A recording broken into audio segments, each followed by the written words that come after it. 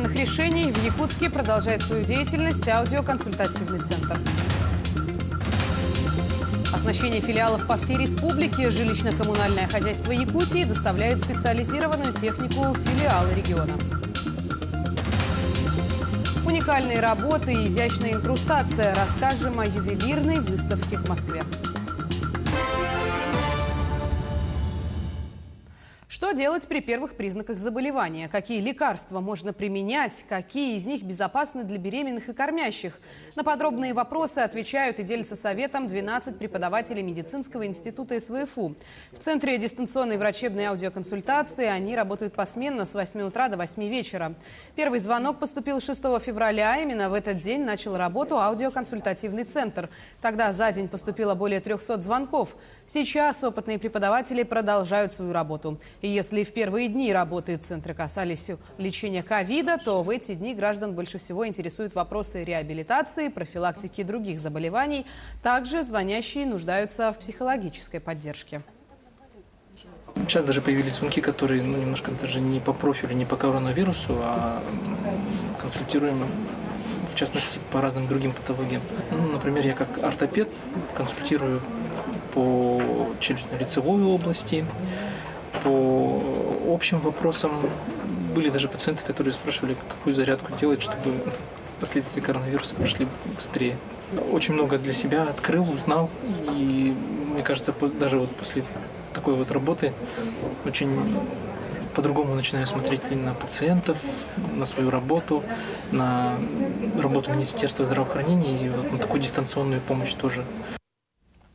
Фонд социального страхования по республике организует предварительную запись. Записаться на прием к специалистам регионального отделения можно через личный кабинет официального сайта фонда.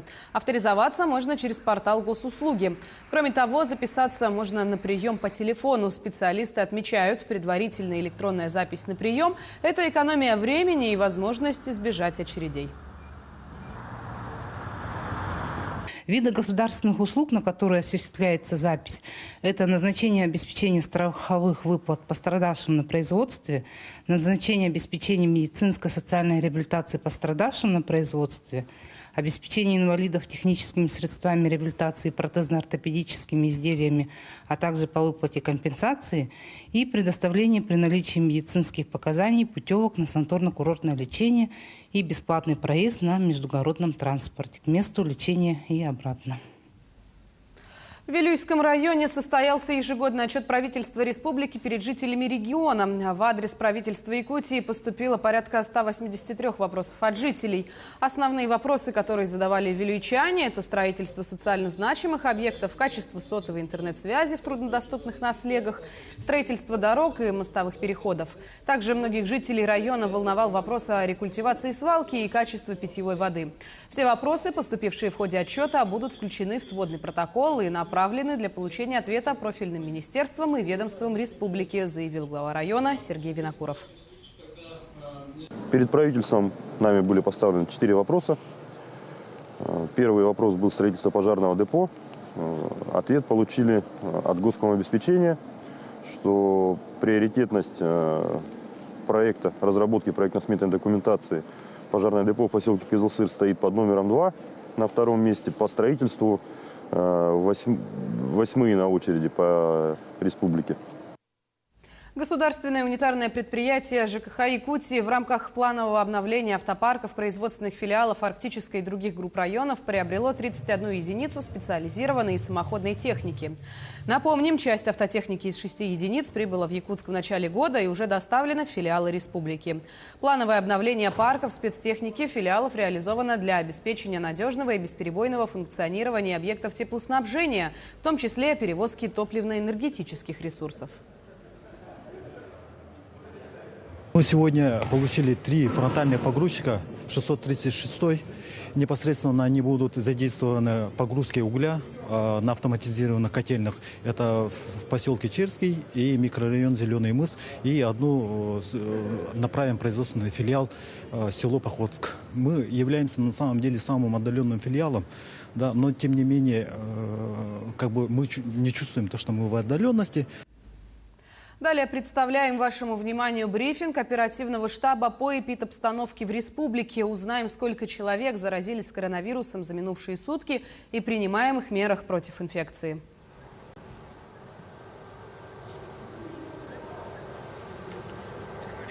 Ольга Валерьевна, здравствуйте. Расскажите, пожалуйста, о текущей эпидобстановке в республике.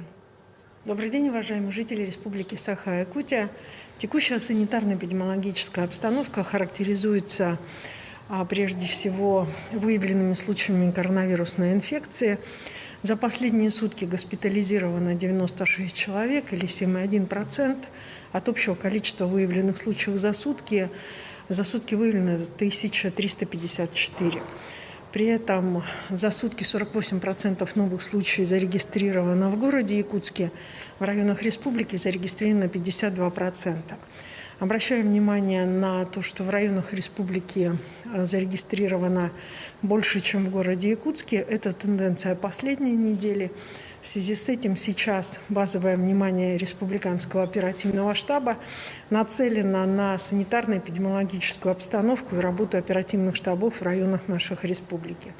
Сегодня на оперативном штабе с районами республики глава республики заслушал районы разных групп республики, таких как Абыйский улус, в котором сейчас осложнилась обстановка в селе Абый.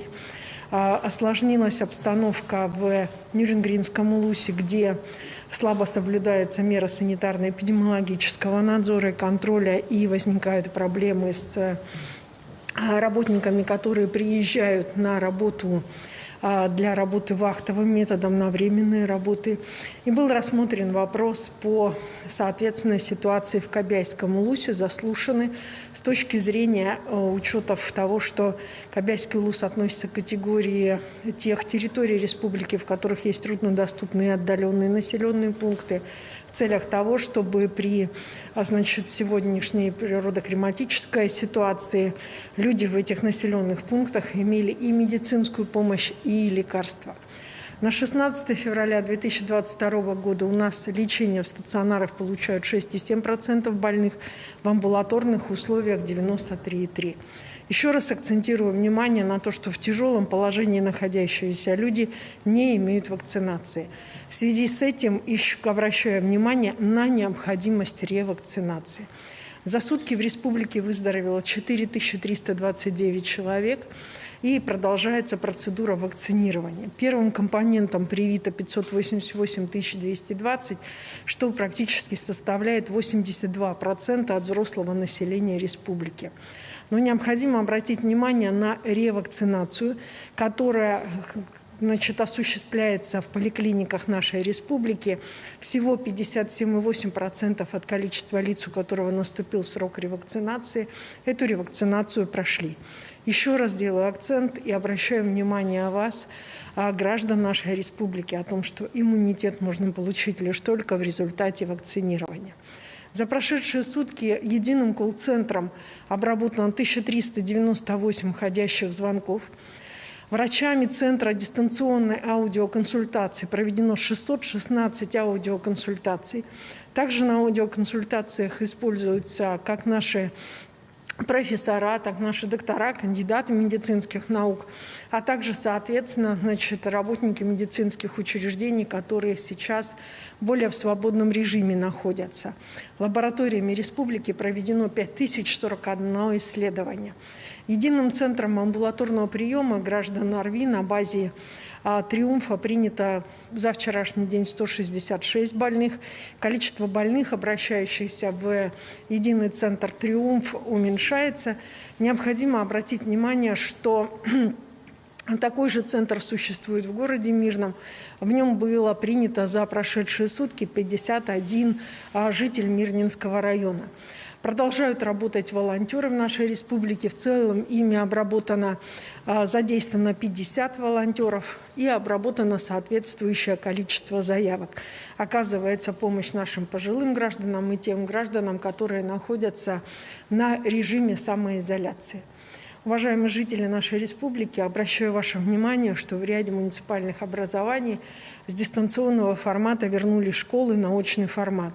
в связи с чем обращаю внимание на необходимость как соблюдения родительского контроля за тем, в каком состоянии ребенок все-таки идет в школу, в каком состоянии вы ведете ребенка в детский сад, а, соответственно, учреждениям образования проводить очень жесткую термометрию и, соответственно, принимать меры для того, чтобы нормы санитарно-эпидемиологического контроля в школах соблюдались и не было возможности распространять, соответственно, заболевания среди школьников нашей республики. Спасибо за информацию. Это был брифинг по эпидобстановке в регионе. Ну а мы переходим к другим темам. Лучшие произведения современных мастеров-ювелиров презентовали в Государственном историческом музее в Москве. Выставку украсили более 200 работ победителей конкурса «Россия. 21 век», организованного АГО-Хран-страны. Обладательницей первого места стала и якутянка Варвара Соловьева. Подробнее о ее работе и конкурсе в материале Айсены Бурнашовой.